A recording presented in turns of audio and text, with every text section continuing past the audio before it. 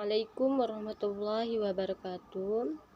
Perkenalkan, nama saya Suci Ayu dari 3PB2. Baiklah, di sini saya akan menjelaskan tentang Islam dan sejarahnya pada masyarakat Jambi Semberang.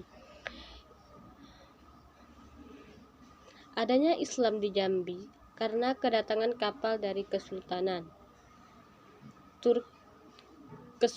Turki untuk penyebaran agama Islam di Jambi. Rombongan tersebut dipimpin oleh Ahmad Ilyas atau Ahmad Barus. Mereka dengan kemari karena kapal rombongannya terdampar di Pulau Berhalo, karena Ahmad Ilyas menyebarkan agama Islam di Jambi. Selain itu, beliau juga menghancurkan patung-patung berhala.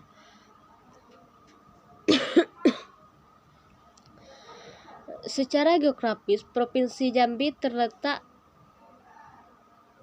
pada lintang selatan dan bujur timur di bagian tengah Pulau Sumatera.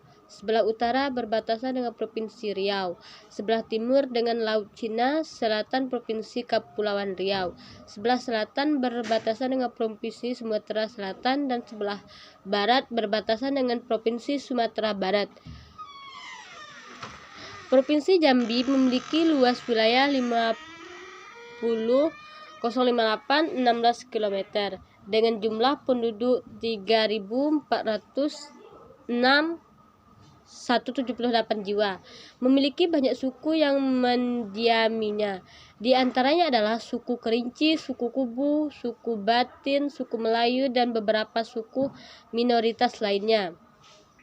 Wilayah Jambi berada pada cekungan sungai yang memiliki banyak anak sungai. Batanghari merupakan sungai terpanjang di Sumatera yang memiliki mata air di Bukit Barisan dan berkelok-kelok sepanjang 800 km. Daerah Sungai Batanghari memiliki sejarah yang cukup panjang. Sebelum abad ke-19, sungai menjadi sarana transportasi yang penting dan ke daerah pendalaman. Pengangkutan barang dan manusia dilakukan melalui jalur sungai. Hal ini berbukti dari beberapa situs arkeologi yang menunjukkan adanya pemusatan pemukiman kuno di beberapa tempat di pinggir Sungai Batanghari. Keberadaan Sungai Batanghari yang memiliki fungsi yang sangat penting bagi penyaluran komoditas lokal dan juga sebagai jalur transportasi yang menghubungkan setiap wilayah yang ada di Jambi, sehingga hubungan antara wilayah pendalaman dan pesisir dapat terlihat melalui perdagangan yang menjadi di sepanjang kawasan Sungai Batanghari. Sungai Batanghari merupakan jalur pelayaran dan perdagangan yang strategis pada masa lampau, apalagi pada masa jayanya Kerajaan Sriwijaya. Sungai Batanghari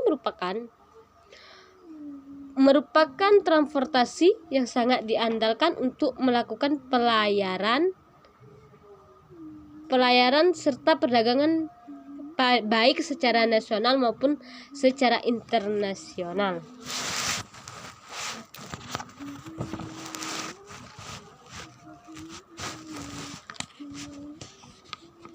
Daerah aliran Sungai Batanghari ini merupakan jalur transportasi pertama yang dikenal oleh pedagang asing di kota Jambi. Sejak abad ke-7, daerah aliran Sungai Batanghari Jambi dilalui oleh pedagang dari Tiongkok menuju ke India dan Arab. Kota Jambi menjadi daerah penting sebelum munculnya pelabuhan kota Malaka sekitar abad ke-15. Semakin terkenalnya Malaka sebagai pelabuhan dagang mengakibatkan berkurangnya pada pedagang asing yang lewat di pantai timur Sumatera. Beralih jalurnya pedagang tersebut tidak seutuhnya menghilangkan eksistensi Jambi sebagai kota pelabuhan dagang.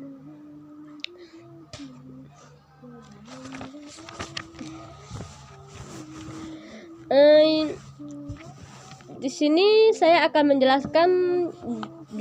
menjelaskan tentang Islamisasi di dunia Melayu Jambi. Islam dan Melayu.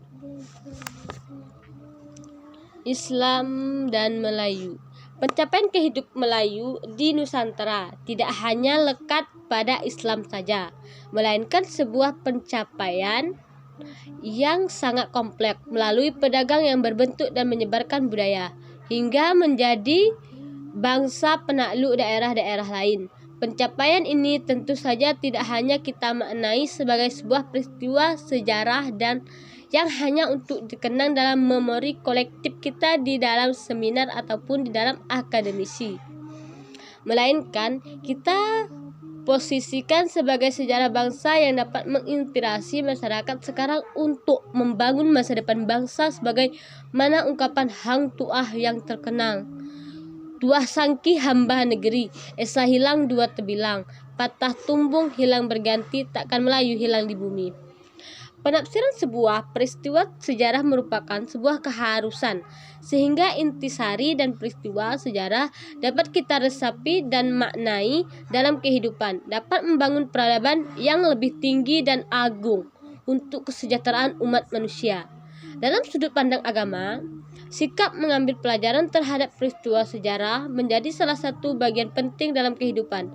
Dalam sudut pandang Islam, sesungguhnya Allah memberikan sinyal hukum kesejahteraan yang berlaku di alam atau dalam masyarakat. Penyebaran agama Islam di alam Melayu melalui dua tahap. Tahap kedatangan atau ketibaan dan tahap perkembangan. Berbagai pendapat tentang tarik kedatangan Islam ke alam Melayu. Ada yang mengatakan abad ke-9 Masehi. Ada yang mengatakan pada abad ke-8 Masehi. Dan ada pula mengatakan lebih awal lagi, yaitu sejak zaman Nabi Muhammad Sallallahu Alaihi Wasallam, yaitu abad ke-7 Masehi. Islam sudah tiba di alam Melayu. Satu perkara yang tidak dapat bisa dinafikan bahwa kapal-kapal perniagaan Arab telah sampai di alam Melayu beberapa sebelum kelahiran Islam. Islam dipercaya telah berkembang di Kepulauan Nusantara pada abad ke-8 sampai 11 Masehi. Dalam penyebarannya itu dikemukakan pada pedagang Arab, Persia, Turki, dan Melayu memainkan peranan penting. Dalam berita Tiongkok, para pedagang Muslim disebut sebagai orang-orang Tasih. Tempat tinggal mereka adalah pos dan diintikan dengan pasal di Aceh sekarang. Meminjam subjudul yang digunakan oleh Syekh Muhammad Naqwid Al-Atas dalam sambutan pelantikan profesornya pada tahun 1972 di Universitas Kebangsaan Malaysia. Ia dengan gemilang memaparkan bagaimana pencapaian yang telah diraih oleh bangsa Melayu dalam menggerakkan peradaban umat Islam di wilayah Nusantara, terutama Indonesia. Dalam konteks ini, ia melihat perkembangan sejarah Islam ke daerah kepulauan ini memiliki hubungan yang sangat penting dengan perkembangan serta penyebaran bahasa Melayu. Sehingga baginya kesimpulan terpenting adalah tentang keutamaan daerah-daerah Melayu.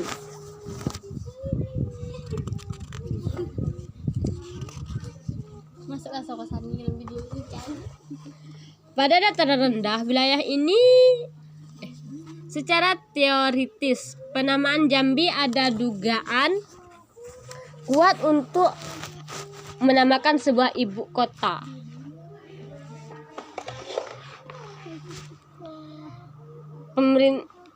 Sebuah ibu kota pemerintahan atau negara. Kalau dikaitkan dengan seorang tokoh, seorang putri yang bernama Putri Selaras Pinang Masa, Lara Pinang Masa, yang bersuamikan Paduka Datuk Berhalo yang Islam masih terlalu muda. Dikarenakan Islam secara catatan historis diterima masyarakat Sumatera berkisar abad ke-13 atau ke-14. Padahal cerita Cina menyatakan nama Jambi sudah ada sejak abad ke-9. Sebelum abad itu tidak ada catatan tentang nama Jambi. Nama Jambi sangat dekat dengan nama Melayu yang berkaitan erat dengan peristiwa ekspedisi Pemalayu tahun 1275 oleh Kartanegara dari Singosari. Pemalayu artinya berangkat dari Melayu. Di Sungai Batanghari ada 2 buah tempat yang sekarang ini diklasifikasikan sebagai 2 tempat yang terpisah, yakni Jambi dan Muaro Jambi. Dalam konstelasi abad ke-7 sampai ke-7, logikanya Jambi dan Muaro Jambi adalah merebut satu daerah administrasi, yakni Jambi. Sebab berita Cina hanya menyebut Chongfei dan tidak ada kata Muaro di depannya. Dalam berita yang sama, pada masa itu nama-nama daerah disebut misalnya Lifosin, Mohosin, Holing, Tantan, Fanfen, Foli, Chislun, Poshin Folo, Oshan, Mo Chinaman, Kampo, Cepo, Kontoli, dan sebagainya. Lebih lanjut, baiklah, itu hanya inilah yang dapat saya sampaikan. Kurang dan lebihnya saya mohon maaf. Saya akhiri. Wassalamualaikum warahmatullahi wabarakatuh.